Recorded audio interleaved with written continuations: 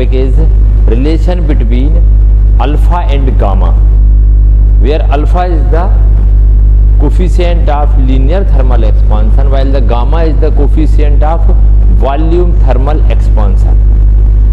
So this is the relation between alpha and gamma. We consider a cube. This is a cube at normal temperature or low temperature. Its length is L. So its initial volume is V. V equals to L cube. Cube क्यों आया? Volume ले रहे हैं ना. कल अपन ने area लिया था पिछले चैप्टर में, आज अपन वॉल्यूम ले रहे हैं. नाउ भी increase its temperature by delta T. Its temperature increase by delta T.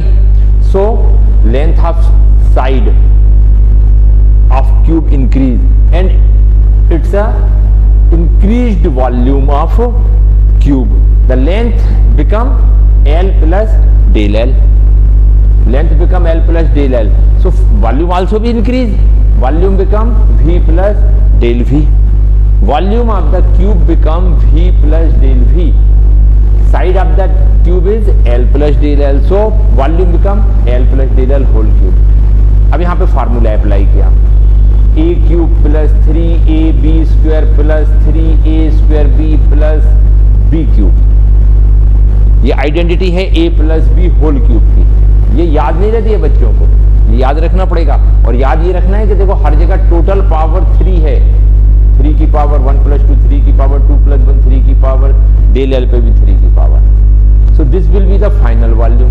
This is the initial volume, this is the final volume. Okay, so what will be the change in volume while we increase temperature? So change in volume become del V. Final volume में से initial volume को subtract किया. Final volume minus initial volume. V plus del V minus V. This will be the change in volume. इसकी value रख दी यहाँ से पूरी, ये रखी. देखो यहाँ से लेके यहाँ तक इस ब्रैकेट में जो कुछ लिखा है वो क्या था? Change in volume, sorry final volume. और ये था इनिशियल वॉल्यूम. इसको सब्सट्रैक्ट कर दिया, इतना आ गया. ये एल क्यूब से ये एल क्यूब कैंसिल हो गया. But we know that change in volume is very small quantity. Delta L very small quantity. Since delta L is very small, delta L is small, so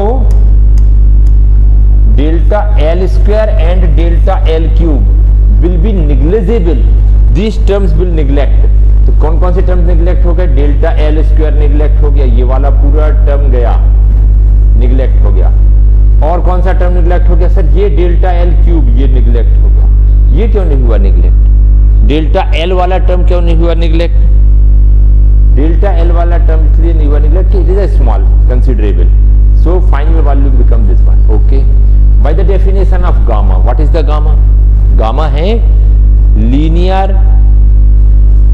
sorry, gamma है जो क्या है आपका है thermal coefficient of volume expansion. अब gamma की value कितनी है? Delta V upon V into delta T.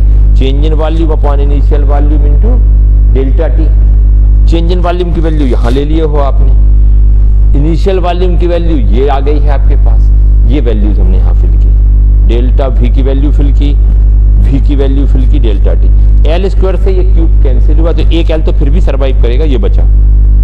इतने को क्या कह रहे हैं? ये delta L upon L into delta T. ये क्वांटिटी क्या कहला रही है? इतनी. ये देखो ये क्या लिखा है? Alpha. What is the alpha? Alpha is the coefficient of linear thermal expansion. तो ये लिख दिया देखो अल्फा इतने की जगह. इसको कितना कहा अपन ने? Alpha. So we get gamma equals to 3 alpha. This is the relation between alpha and gamma. अब अगर अपन ने कल भी एक रिलेशन ऐड किया था, क्या था? Beta equals to 2 alpha. आज अपन ने रिलेशन कैलकुलेट कर लिया गामा इक्वल्स टू 3 अल्फा. और we can say that alpha equals to alpha. क्या प्रॉब्लम है? नहीं है कोई प्रॉब्लम. ये हमने रिलेशन कैलकुलेट किए हैं। So that's why we can say that alpha ratio beta ratio gamma equals to 1:2:3। अब बड़े मार्क्स के पेपर्स, बड़े नंबर वाले क्वेश्चन पेपर में आ नहीं रहे हैं, अदरवाइज ये इकट्ठा पूछ लें तो कि prove that alpha ratio beta ratio gamma equals to 1:2:3। तो आपको क्या करना पड़ेगा, पहले ये प्रूफ करोगे कि बीटा इक्वल्स टू 2 अल्फा, फिर प्रूफ करोगे गामा इक्वल्स टू 3 अल्फा, और दोनों से ऐसा लिख के यह आ जाएगा हैंस प्रूफ्ड। तो ये रिलेशन आपसे बन जाएगा। अपन ने पढ़ लिए अल्फा बीटा में रिलेशन, अपन ने पढ़ लिया अल्फा गामा में रिलेशन, और फिर इकट्ठा करके तीनों में रिलेशन। इसमें कोई प्रॉब्लम तो नहीं होगी।